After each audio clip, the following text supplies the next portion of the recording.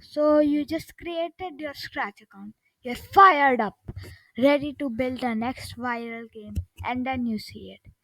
That little label under your name, New Scratcher. You start exploring, and pretty soon you hit a wall. You can't use that awesome feature everyone is talking about. You can't do what the top creators are doing. It's frustrating, right? It feels you're stuck in beginner mode while the best parts of Scratch are locked away. The biggest one, cloud variables.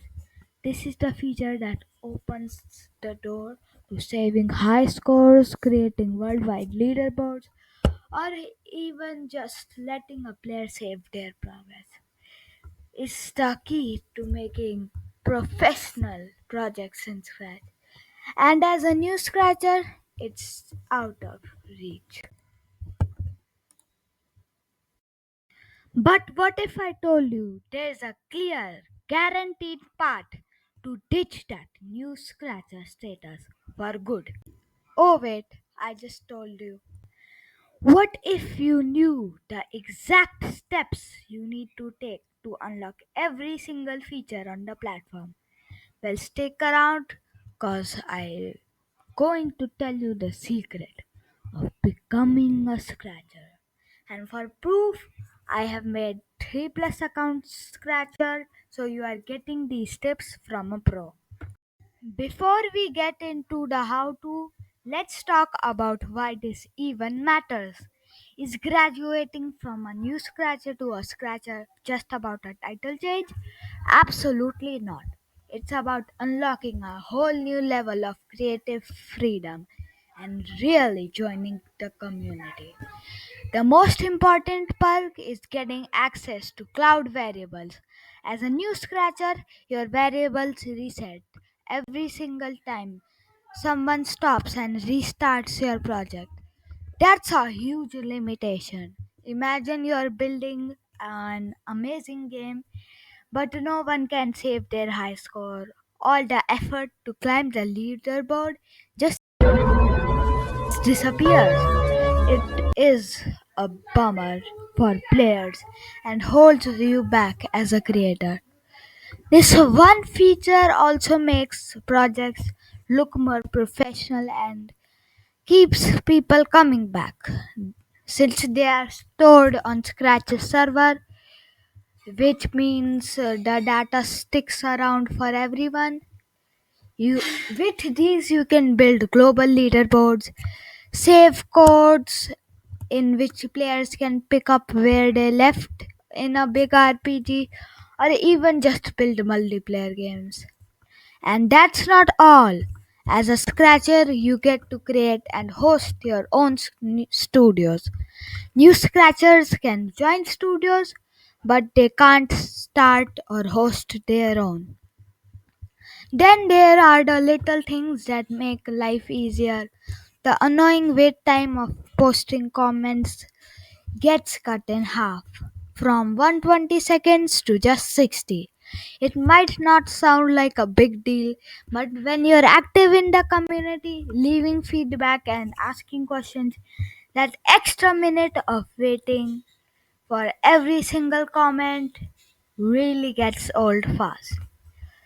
Now, let's start the journey of becoming a scratcher. You need to follow these 4 steps, and even if you miss one of them, you won't be able to promote to the scratcher rank.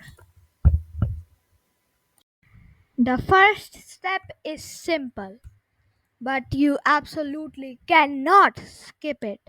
You have to verify the email address connected to your Scratch account. So, when you sign up in Scratch, you get an email with a confirmation link. You need to open that email and click the link. If you just missed it, you have to go into your account settings and you can get it resent. You can't become a scratcher without a verified email. So go double check that now. This is the easiest step because all you have to do is just wait. Your account needs to be at least 2 weeks old.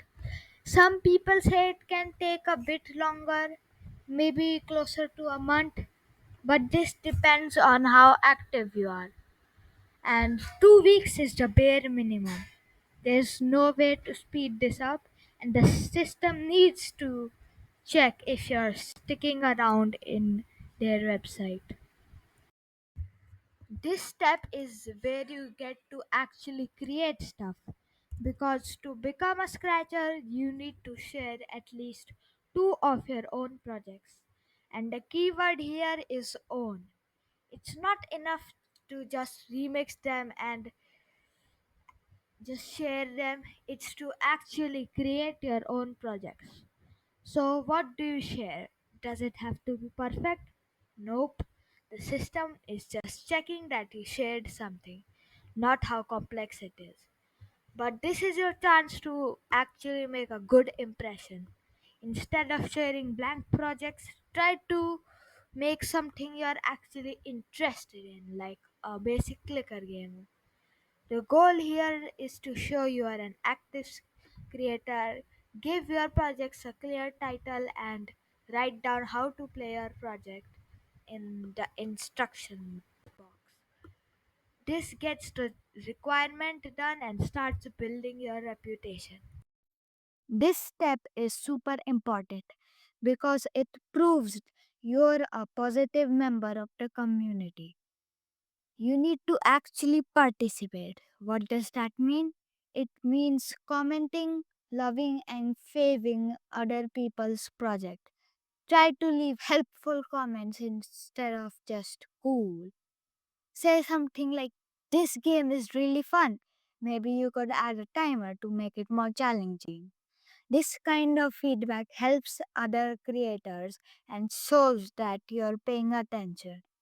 Being active on the Scratch forums can also help, though it's not a strict requirement, but all of this activity gets tracked by the Scratch system. It's looking for a consistent pattern of positive interaction.